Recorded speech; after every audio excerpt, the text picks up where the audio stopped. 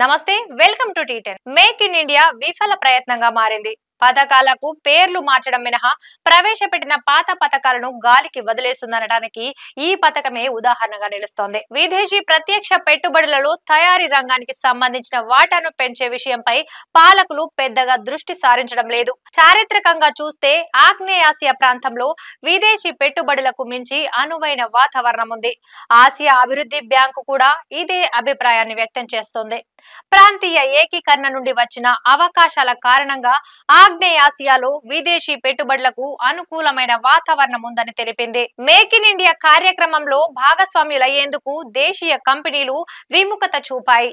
అయినప్పటికీ గత 2 దశాబ్దాలలో ఎఫ్డిఐలు కుప్పలు తెప్పలుగా వచ్చి పడ్డాయని అధికారిక గణాంకాలు చెబుతున్నాయి. కానీ అంతర్జాతీయ గణాంక వర్గాలు మాత్రం దీనితో ఏకీభవించడం లేదు. విదేశీ పెట్టుబడులలో హెచ్చుతగ్గులు ఉన్నాయని, 2020 నుండి ఎఫ్డిఐలు తగ్గిపోయాయని ఆ వర్గాలు కుండ బదులు కొట్టాయి.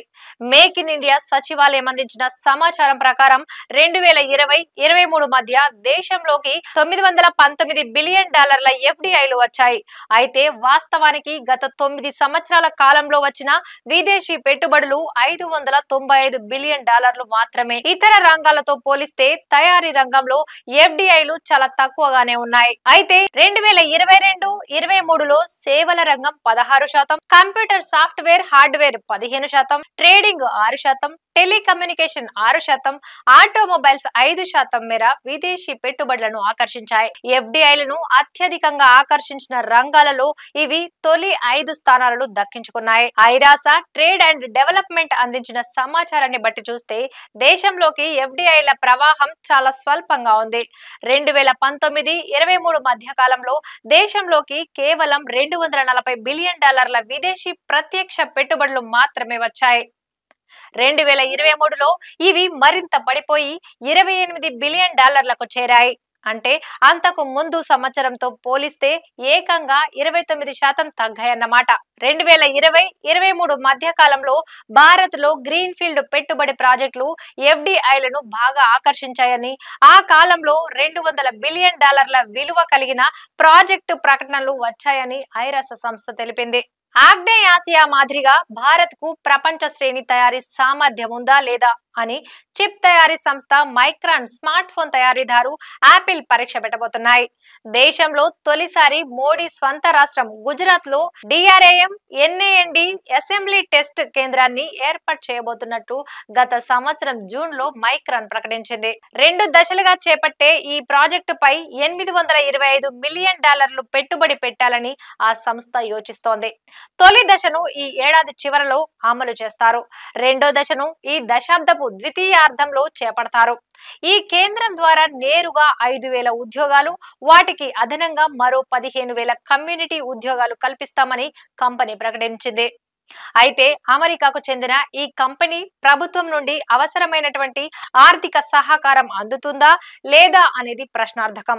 ఎందుకంటే కేంద్ర ప్రభుత్వ పథకం ప్రకారం ప్రాజెక్టు వ్యయంలో 50% ప్రభుత్వం భరించాల్సి ఉంటుంది.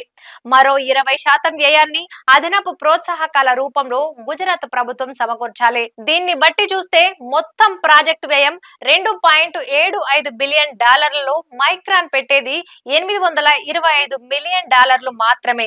అదే విధంగా దేశంలో యాపిల్ స్మార్ట్ ఫోన్ల ఉత్పత్తి చుట్టూ కూడా వివాదాలు అలుముకుంటున్నాయి. ఈ ప్రాజెక్టులో భాగస్వాములుగా ఉన్న 3 కాంట్రాక్ట్ ఉత్పత్తిదారులు ఫాక్స్కాన్, టాటా గ్రూప్ నకు చెందిన వెస్టర్న్, పెగాట్రాన్ కేంద్రం నుండి $440 మిలియన్ ప్రోత్సాహకాలు పొందుతారు. ప్రభుత్వం ఇవ్వజూపుతున్న ఉత్పత్తి ఆధారిత ప్రోత్సాహకాలపై విధాన నిపుణులు ఇప్పటికే తీవ్ర విమర్శలు సంధిస్తున్నారు. మైక్రాన్ సంస్థకు ఇవ్వవలసిన ప్రభుత్వ సబ్సిడీలు ఉన్నత విద్యకు కేంద్ర వార్షిక బడ్జెట్ లో కేటాయించిన మొత్తంలో 3వ వంతుకు పైగానే ఉన్నాయని ఆర్బీఐ మాజీ గవర్నర్ రఘురాం రాజన్ తెలియజేశారు. ఇదంతా ఎందుకు? ప్రభుత్వ అంచనాల ప్రకారం ఈ ప్రాజెక్టు ద్వారా 5,000 ఉద్యోగాలు వస్తాయి. అంటే ఒక్కో ఉద్యోగంపై $4 లక్షల ఖర్చు. పైగా ఈ ప్లాంట్ పరిశోధన అభివృద్ధికి ఏ మాత్రం దోహదపడదని చెప్పారు. మైక్రాన్ కు సబ్సిడీల రూపంలో ప్రభుత్వం ఖర్చు చేసే సొమ్మును దేశీయంగా ఉన్నత విద్యపై వెచ్చిస్తే మంచిదని ఆయన సలహా ఇచ్చారు. మేక్ ఇన్ ఇండియా పనితీరు పేలవంగా ఉండడానికి పలు కారణాలున్నాయని మోడీ ప్రభుత్వ మాజీ ప్రధాన ఆర్థిక సలహాదారు అరవింద్ సుబ్రమణియన్ తెలియజేశారు. మోడీ తొలి రెండవ ప్రభుత్వ కాలాలలో మేక్ ఇన్ ఇండియా విషయంలో అనుసరించిన వైఖరులను ఆయన పోల్చి చూశారు. తొలి ప్రభుత్వ హయాంలో సమస్యలను తగ్గించేందుకు ప్రయత్నించగా రెండోసారి అధికారంలోకి వచ్చిన తరువాత పెట్టుబడిదారులను నిరుత్సాహపరిచే విధంగా విధాన నిర్ణయాలు తీసుకున్నారని గుర్తు చేశారు. దేశంలోని బడా కంపెనీలకే భారీ ప్రాజెక్టులు కట్టబెట్టారని వాటికి ఆర్థిక విధానపరమైన ప్రోత్సాహకాలు అందించారని చెప్పారు. స్థానిక విదేశీ సంస్థలపై రెవెన్యూ అధికారులు పన్నుల భారం మోపారని, కంపెనీలు ముడి పదార్థాలు విడి భాగాలను విదేశాల నుండి దిగుమతి చేసుకోవాల్సి వచ్చిందని, ఇవన్నీ విదేశీ ప్రత్యక్ష పెట్టుబడులకు ప్రతిబంధకాలయ్యాయని వివరించారు. భారత తయారీ రంగంలో పెట్టుబడులు పెట్టేందుకు అనేక అవరోధాలు ఎదురవుతున్నాయని వ్యాపారవేత్తలకు తెలియంది కాదు. కేంద్ర రాష్ట్ర స్థాయిలో భూసేకరణ మొదలగు పన్ను నిబంధనల వరకు అన్ని అడ్డంకులే. వాటిని పాలకులు సులభంగా తొలగించవచ్చు. మైక్రాన్, యాపిల్ సరఫరాదారుల విషయంలో అదే జరిగింది. అయితే మొత్తంగా చూస్తే పరిశ్రమ ఇప్పటికీ 1,00,000 నిబంధనలు ఎదుర్కొంటూ వ్యాపారాలు కొనసాగిస్తోంది. పైగా మన దేశంలో నిపుణుల కొరత అధికంగా ఉంది. తయారీ రంగానికి అవసరమైన నిపుణులు మన దేశంలో లేరు. విదేశీ పెట్టుబడులు ఎదుర్కొంటున్నటువంటి సమస్యలలో ఇది కూడా ఒకటి. విధానపరమైన అవరోధాలను తొలగించి స్వదేశీ, విదేశీ పెట్టుబడిదారులకు సమాన అవకాశాలు కల్పించినప్పుడే మేక్ ఇన్ ఇండియా విజయవంతమవుతుంది. అదొక్కటే అడ్డంకన్నట్టు కార్మిక చట్టాలను ఇష్టారాజ్యంగా సవరించేశారు. అయినా పెట్టుబడులు వచ్చిందే లేదు. ఇబ్బడి ముబ్బడిగా ఉద్యోగాలు వచ్చింది లేదు. వెరసి మేక్ ఇన్ ఇండియా నినాదంగా మిగిలింది తప్ప దేశానికి ఒరిగిందేమీ లేదు. ఇది ఇవాల్టి న్యూస్. చూస్తూనే ఉండండి T10. ఈ న్యూస్ పై మీరేమనుకుంటున్నారో కామెంట్ రాయండి.